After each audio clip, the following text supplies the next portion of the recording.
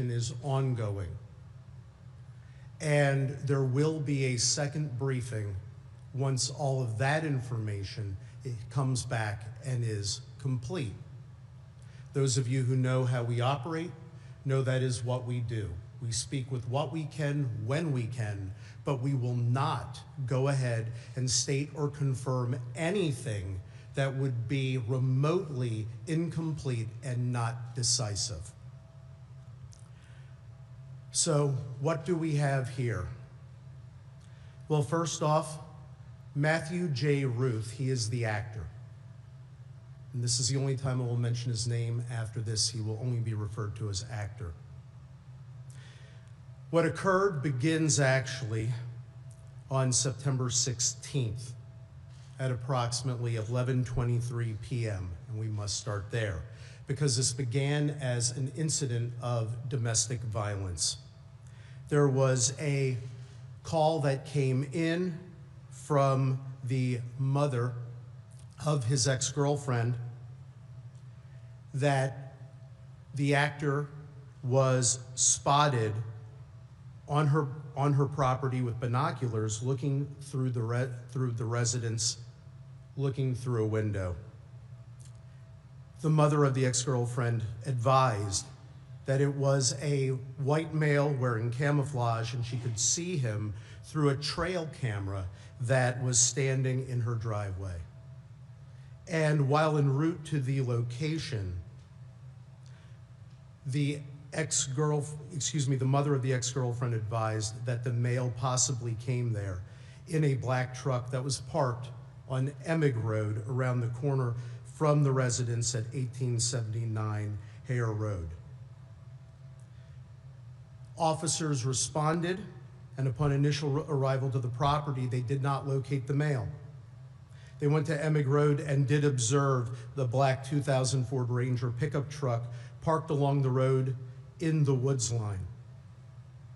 It was unoccupied, and then officers went back to the residence and spoke with both the ex-girlfriend of the actor and the mother of the actor. And the ex-girlfriend of the actor had advised that on 8/20 of 2025, an unknown person set her pickup truck on fire while it sat in her driveway. She advised that at the time she suspected that it was her ex-boyfriend who was the culprit, but she wasn't sure, so she requested that the matter not be investigated further. The ex-girlfriend then showed a still photo from the trail camera, and what it showed was a white male wearing all camouflage outfit, standing behind the ex-girlfriend's truck in the driveway. And the male is looking through a scope device with it pointed towards the residence. The ex-girlfriend identified the male in the photo as the actor, and she advised that they put the trail camera up after the incident on August 20th of 2025. The ex-girlfriend confirmed that the actor was, in fact, her ex-boyfriend, and she suspected again that he was involved in the incident of setting her vehicle on fire. She stated that they had dated for only a short period of time and that the actor had never been to her house nor had ever been invited there. The ex-girlfriend also advised that the actor owned and often drove a 2000 black Ford Ranger pickup truck. And when they were reviewing the photo, the officers noticed that the actor had an AR-15 style rifle slung across his chest while looking into the residence. The officers then proceeded over the next several hours, which included assistance as well from the York County Sheriff's Department through the use of their drone, to attempt to locate the actor. They could not find him, despite searching over the next several hours. A warrant was sworn out for the actor's arrest, and the charges in that matter included stalking and loitering and prowling at night. The next morning, detectives from the Northern York County Regional Police Department attempted to go ahead and locate and execute a search warrant on the known residence of the actor. Included in executing that search were 3 detectives: Detective Sergeant Cody Becker, Detective Mark Baker, and Detective Isaiah Emenheiser. 2 other detectives also participated in this search. They arrived at the actor's residence and communicated with his family at 12:11 p.m. They left the residence having interviewed family and having conducted search at 1:23 p.m. At 2:02 p.m., Detective Sergeant Becker, Detective Baker, Detective Emenheiser, and 2 other Northern Regional detectives arrived on scene at 1879 Hare Road, the location of the incident the previous evening. They arrived and they were searching for the actor. Also accompanying them to assist was a deputy sheriff from the York County Sheriff's Department to again assist with drone action and finding individuals through the usage of a drone. The search went on for the actor, which included various outbuildings, and the drone was being employed to also check neighboring fields. During the course of this search, detectives went to the front door of the residence. They arrived at the door at 2:08 p.m. The initial officer who went to the door was Detective Emenheiser. Right behind him was Detective Baker. Following as well was Detective Sergeant Becker and another Northern York County Regional detective. Final detective remained behind as more of a perimeter view in looking out for the actor and securing the perimeter. Detective Emenheiser discovered that the door was unlocked. Having remembered that the door was left locked by the ex-girlfriend and mother who were not at the residence because they went somewhere else for their safety, they decided that they were going to go in. The door was open, and upon immediately opening the door, the actor repeatedly fired at the officers with multiple rounds from an AR-15 styled rifle with a suppressor, immediately striking Detective Baker, striking Detective Sergeant Becker, striking at Detective Emenheiser, who he and the other Northern York County Regional detective who were there closest to the house, as they tried to go back for cover position, he repeatedly fired upon them. All 4 detectives went down.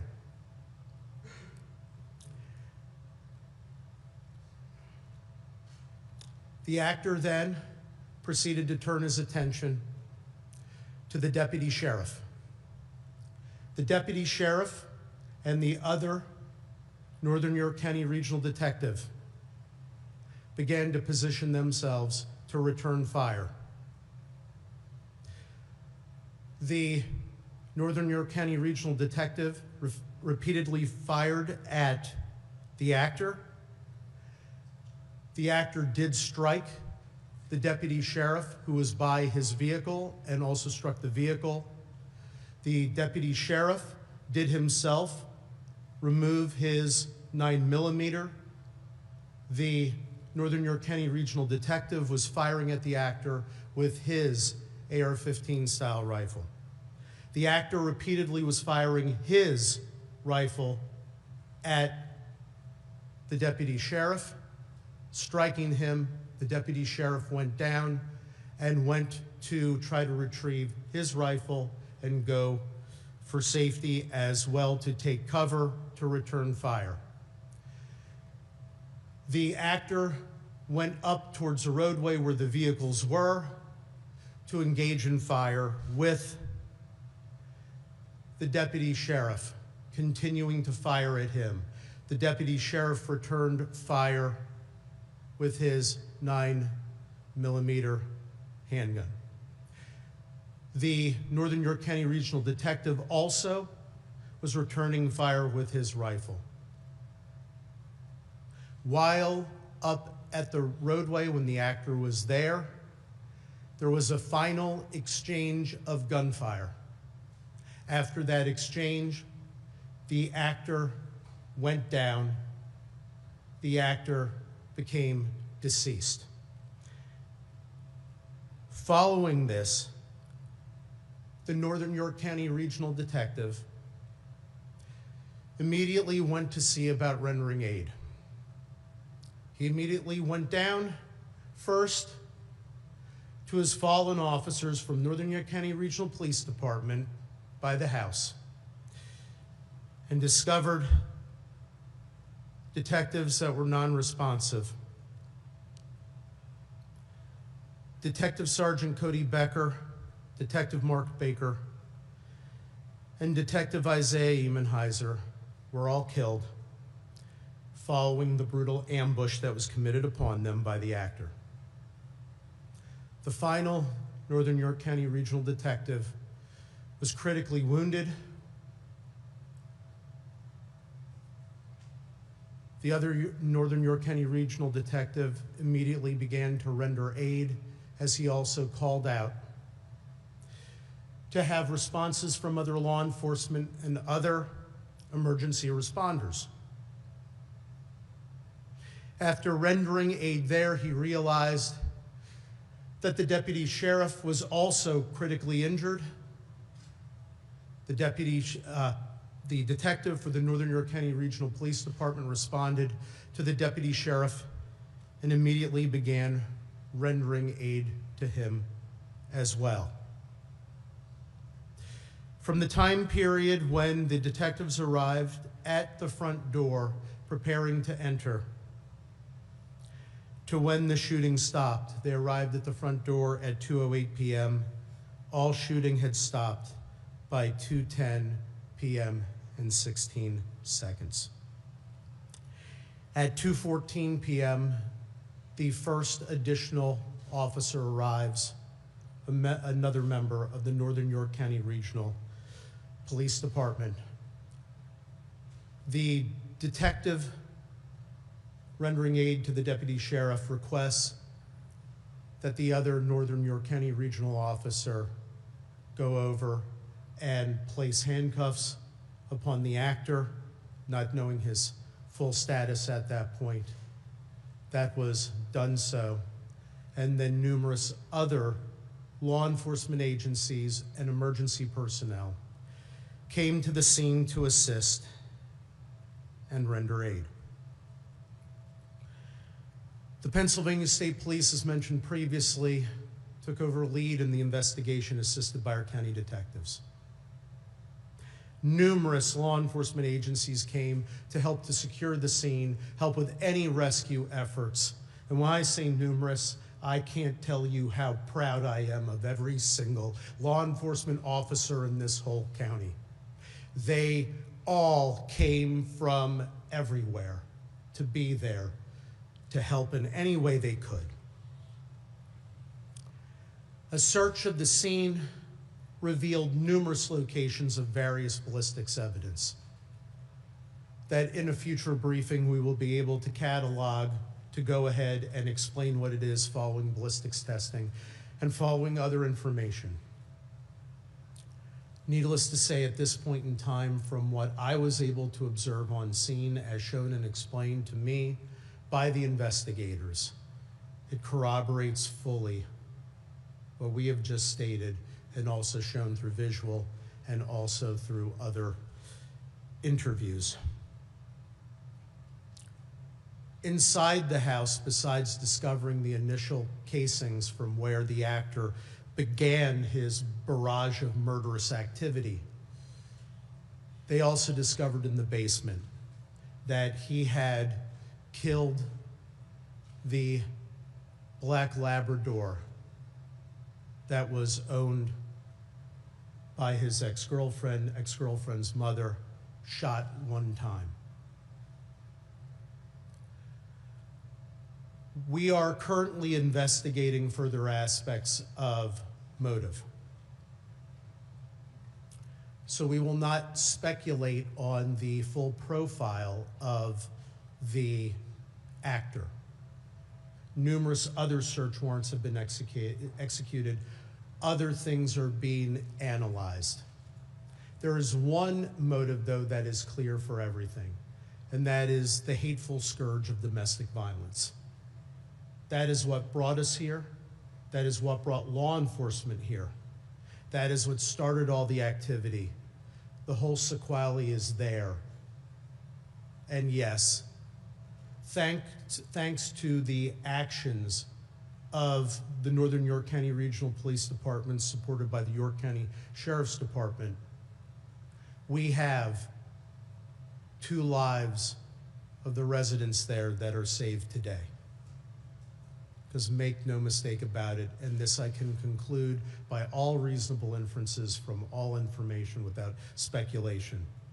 Had they arrived home and not Northern Regional Police Department officers arrived, they would have been killed immediately by the actor. Again, that is not speculation. That is the absolute only reasonable inference from all actions. The detective from Northern Regional who was injured was, of course, rushed to York Hospital, as you all know, taken into surgeries, was critical but stable. The same is for the deputy sheriff from the York County Sheriff's Department. We are very blessed and thankful that they are stable. In terms of some legal aspects, one of the things that I wanted to make clear of right now, although it be crystal clear and obvious to any human being on the planet, but just to make sure that this is articulated legally, all actions by law enforcement were justified. They weren't only justified, they were necessary. And we are so thankful and appreciative to them, and especially our Northern York County Regional Detective who fired the last shot and who rendered the aid. I can't imagine the strength and the fortitude that it takes to immediately, after having seen and been engaged in that, and going down to see what you observe, to be immediately thinking of rendering critical aid and engaging in life-saving action. He saved many lives that day. If the actor was not eliminated and his threat and murderous rampage eliminated, who knows where this would have stopped.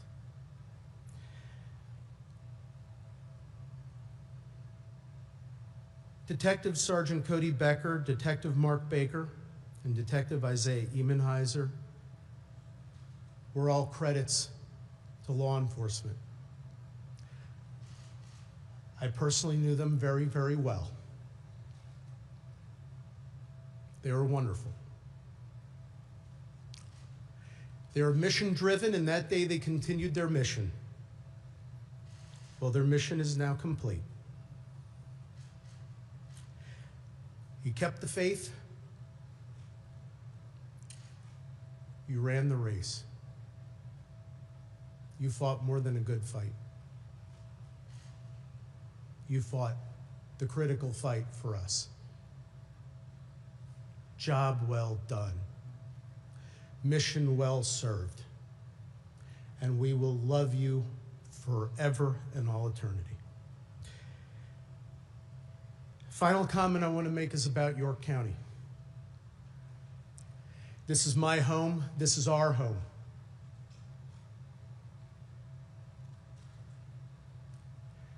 We've gone through a lot this year. We've been at podiums like this too many times. And when you go through that, when you go through these sorts of things, it can seem very, very dark and dire. And you can begin to lose faith and hope. And I'm going to tell you, last night, there were a lot of us feeling that way, and I personally was too. And then when I left the scene and went over to the coroner's office when it was in the procession, and we're going down the roadways, and all you saw all along those roadways were members of our community.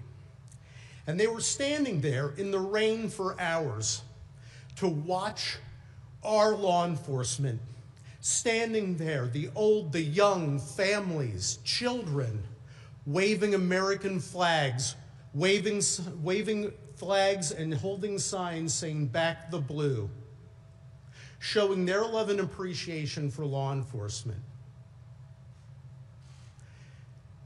And all I could think is, there's the light.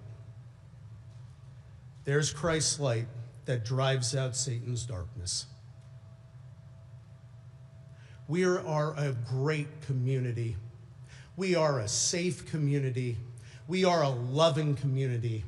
We are there for each other, and we need to be together to be love and light, and we will demolish hate and darkness by doing so.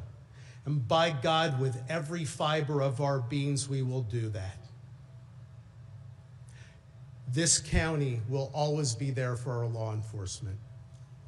And our law enforcement will always be there to protect and serve you. God bless you, York County, all that you are, all that you stand for. And we are so proud to serve you every moment of every day. With that, I'm going to ask my dear friend, Dave Sunday, to speak. And before I do, I want to mention something special about him. Yes, he's our Attorney General, and yes, he was the former DA. But he plays a more critical role in our lives, and in my life in particular. He's one of the best friends I have. And he came to the scene last night, not to be Attorney General, not to be a politician, not to even go ahead and be extra law enforcement. He came there at my request because we needed his friendship and love. And you know what in life? That's more important than anything else. And more important than calling him my former colleague, my former boss, and our Attorney General. I call him my friend. So my friend, if you'd like to say a couple words.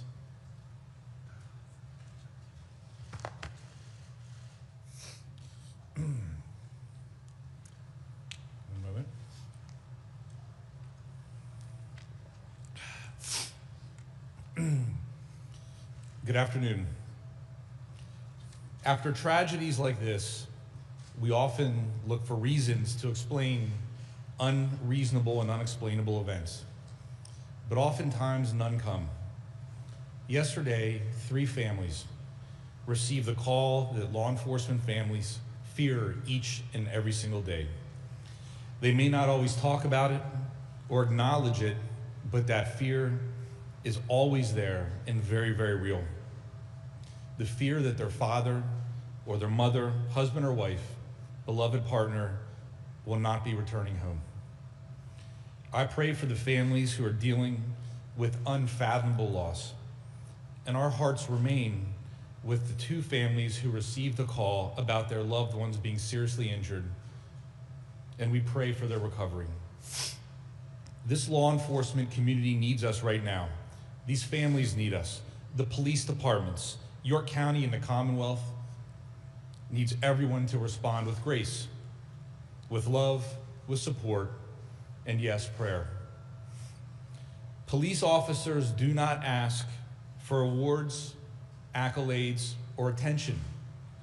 But the truth is, every single day, they're standing up for their communities, for many people who they have never met before, and putting their lives on the line.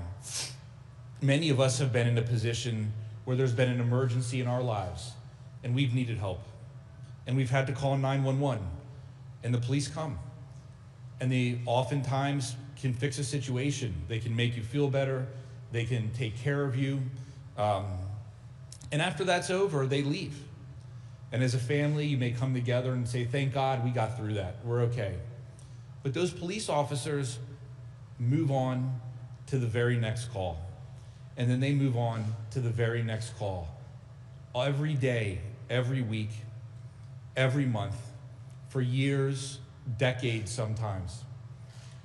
And they don't have the luxury of taking a break and saying, you know what, we took care of that one, we took care of that family, we're fine.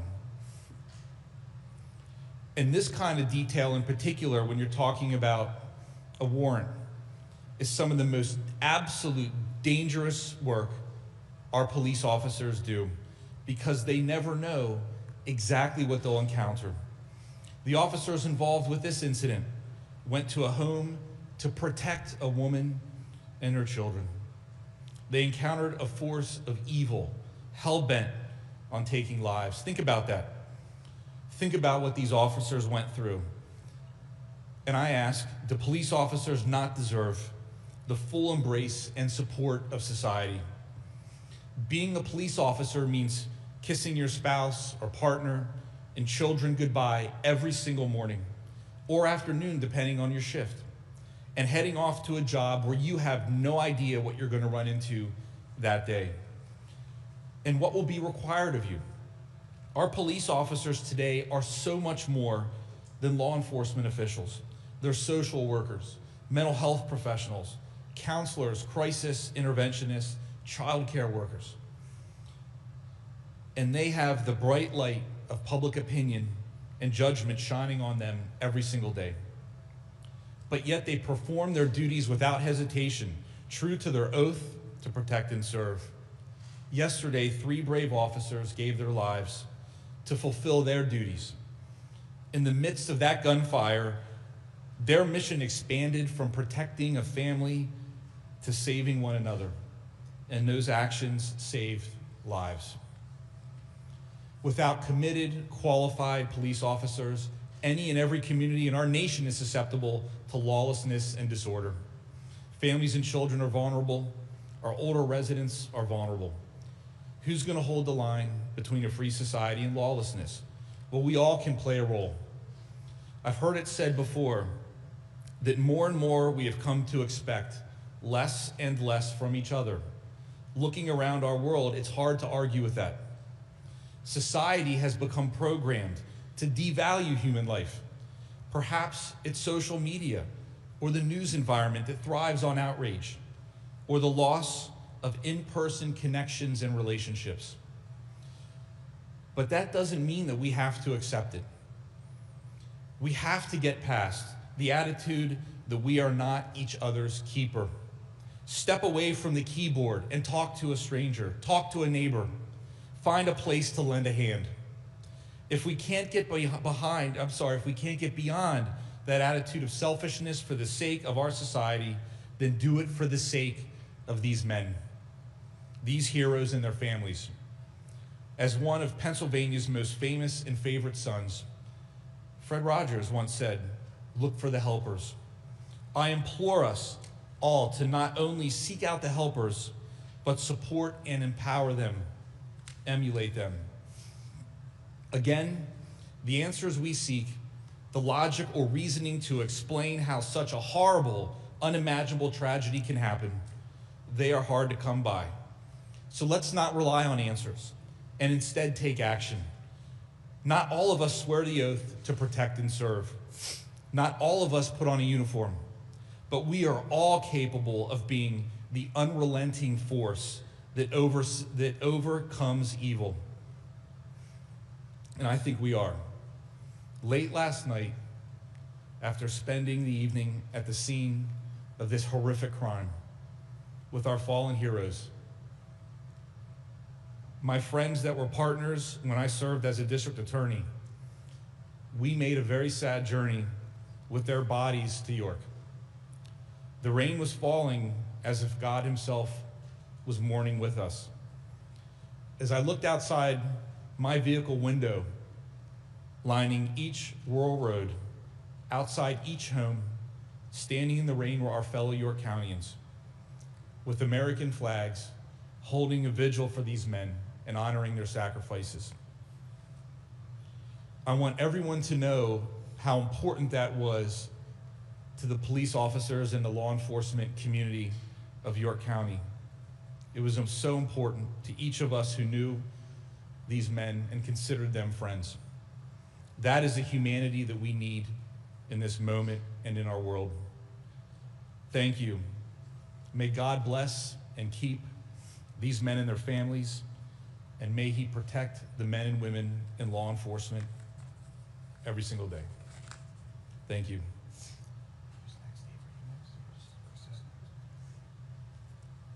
Pennsylvania State Police Commissioner Chris Parris. I would just simply like to say, again, on behalf of the Pennsylvania State Police, we stand with law enforcement in York County and all across the Commonwealth. We will continue to provide any and all resources at our disposal to ensure that the investigation is completed. The district attorney here in York County, our Attorney General, as well as the Northern York County Regional Police Department and the York County Sheriff's Department, I will say from a perspective of a police executive, they are a credit to law enforcement, the diligence with which they carried out this investigation from its onset, and the way that they doggedly and methodically did what they had to do in order to preserve life and seek justice is something that I know all people in York County and all people across the Commonwealth should be very proud. So we continue to support law enforcement services here. We will continue to do so. Our members' assistance people will be here with the Sheriff's Office as well as the Northern York County Regional Police. There are recovery support services that will have to be dealt with for the injured. There are line of duty funerals that have to be planned, and we stand with them and will support them today and every day forward. Thank you very much.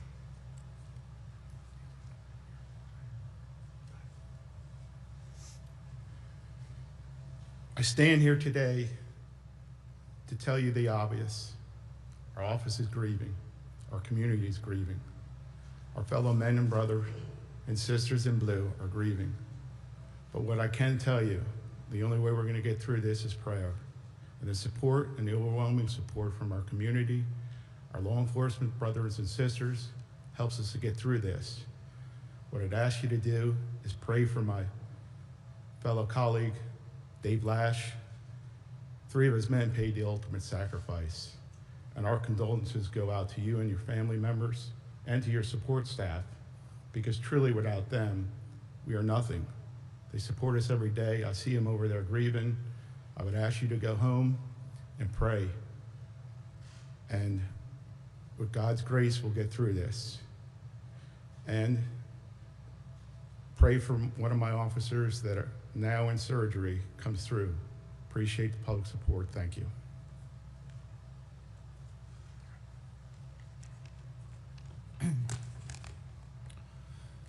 Good afternoon. My name is Dave Lash. I'm the Chief of Police of the Northern York County Regional Police Department. Yesterday was a dark day for the Northern York County Regional Police Department and for all of York County and our communities. We are mourning the loss of 3 of our officers, and we continue to pray for the recovery of our 4th and also for the recovery of the York County Sheriff's Deputy. I want to take a moment to recognize the 3 officers we lost: Sergeant Cody Becker, Detective Mark Baker, and Detective Isaiah Emmenheiser. Each of these men represented the very best of policing. They served with professionalism, dedication, and courage. They were leaders within our agency, committed to protecting this community and standing beside their fellow officers. Unfortunately, their deaths are the stark reminder of the risks law enforcement officers accept every day. They knowingly place themselves in harm's way to keep others safe. For that, we are forever indebted to them and their families. Currently, our administrative offices are closed, and police coverage in our municipalities is being provided by neighboring departments and the Pennsylvania State Police. We are grateful for their immediate support in helping us maintain public safety while our department works through this tragedy. The Northern York County Regional Police Department will return to patrol operations tomorrow on Friday, September 19th at 1900 hours. Until then, our partners will continue to ensure uninterrupted police service in our communities. We know the community wants to help, and an official endorsed donation portal will be announced shortly. This will ensure that all contributions go directly to the families of our fallen and injured officers. On behalf of the Northern York County Regional Police Department, I want to thank the community, our law enforcement partners, our elected officials, for their overwhelming outpouring of support.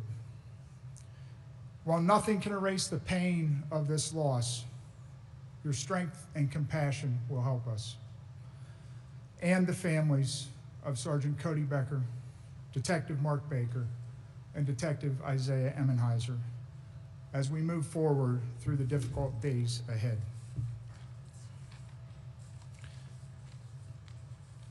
Thank you.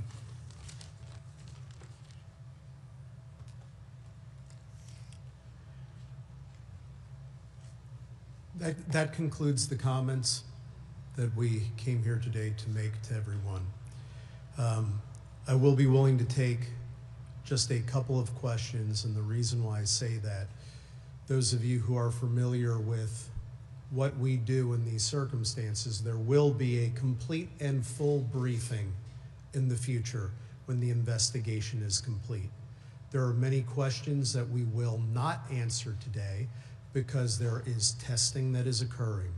There is still information being reviewed and gathered, and we will not make speculative comments in that way. But we will answer a couple, but only a couple. Yes, sir. Do you know if the assailant legally acquired an AR-15? How did he acquire the AR-15? Do you know about how many rounds he fired for the AR-15 in that period?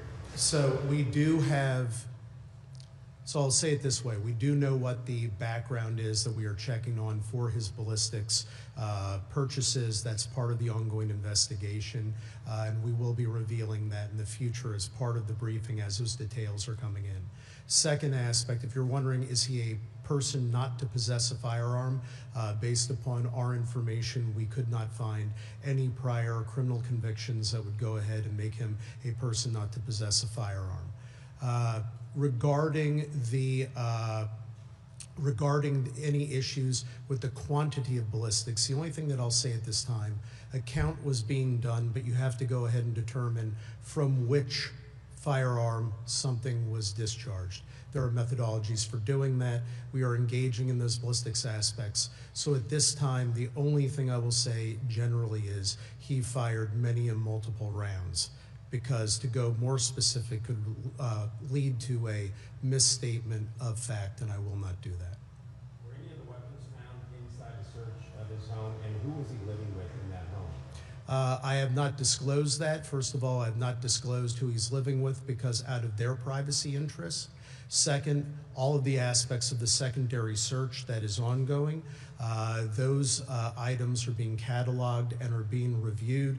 They'll be part of a further briefing in the future, but I am very sensitive to the privacy interests of non-involved individuals as part of an incident, including, as you'll notice, the only names that were mentioned one mention of the actor, and the names, of course, of our fallen officers. That is out of respect to their privacy interests.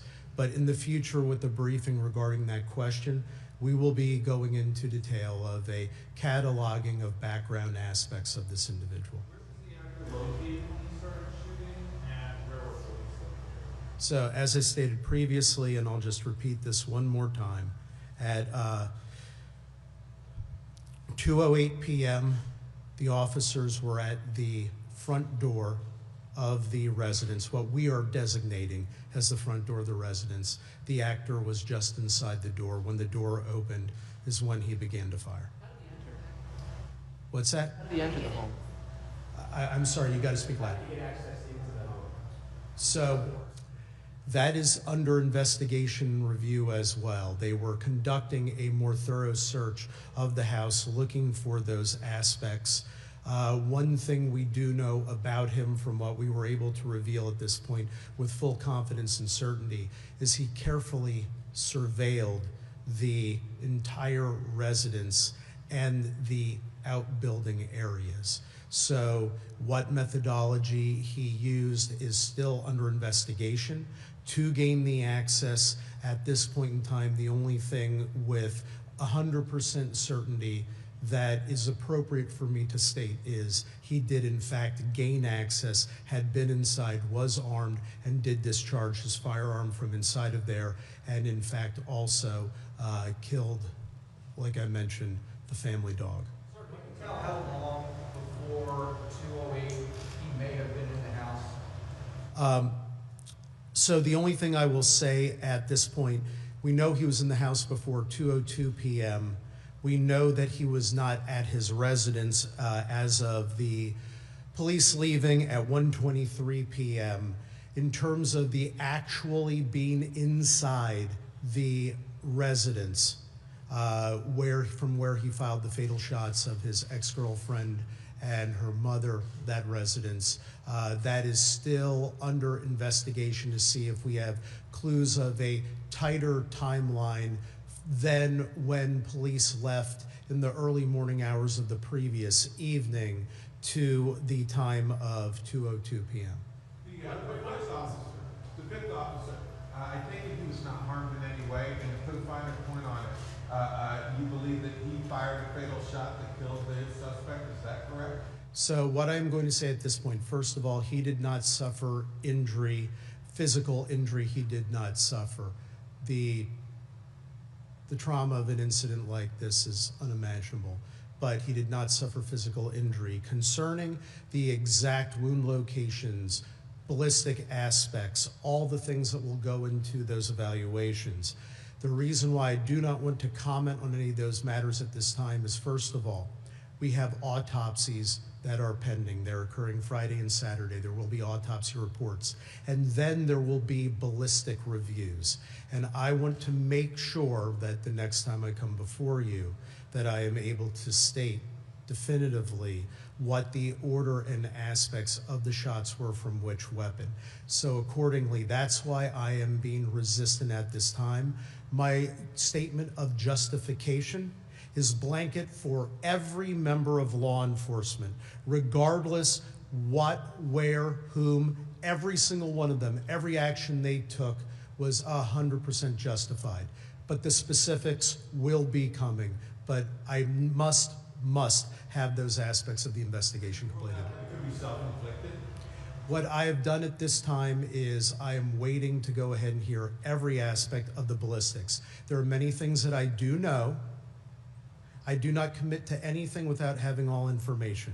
So if I sound uncommittal, it's because every time that somebody says a comment of speculation, so many times it gets proven wrong, and then it leads to more harm than good. So I am only going to state that it was a final exchange of fire. We know that for a fact from the evidence that we have. Following the final exchange of fire, the actor became deceased.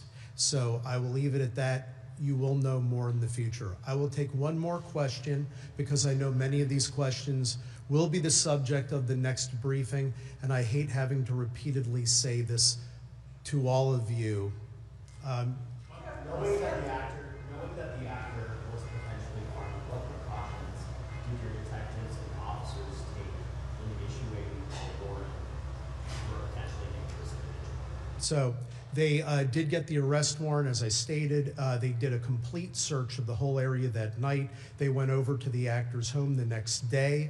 They made sure that the township police department of the area where he lived, that they were alerted. And these are plainclothes detectives, but they also do wear their bulletproof vests. They were equipped to go ahead and go into harm's way. But the unfortunate aspect is, given the nature of where, when, and how the ambush by the actor occurred, that there was no time for response. They did go ahead and proceed as you would expect law enforcement to proceed to try to protect our community. There was multiple communication. There was use of drones to try to go ahead and determine where he potentially could have been hiding. So yes, they were actively looking to protect the community. And additionally, I will add, as I stated before, the ex-girlfriend and mother who were directly in harm's way, they were not there. They were staying elsewhere. And they knew not to come back. And it was law enforcement who were the ones that went. It was our detectives from Northern York County Regional and our sheriff's deputy who went to make sure and see if they could provide ultimate safety. And rather than being able to provide ultimate safety, they wound up having to provide ultimate sacrifice. Aside from car fire potential, were there any other threats made to this woman or her family that you're aware of? I'm not going to go into anything beyond what was the previous affidavit of probable cause from which I was citing that contained the stalking allegations.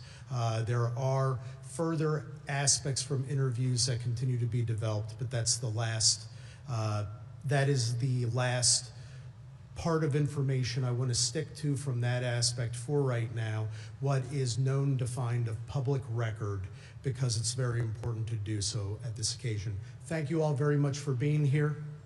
Chief, Thank you. Spell the names of the slain officers, please, and their ages.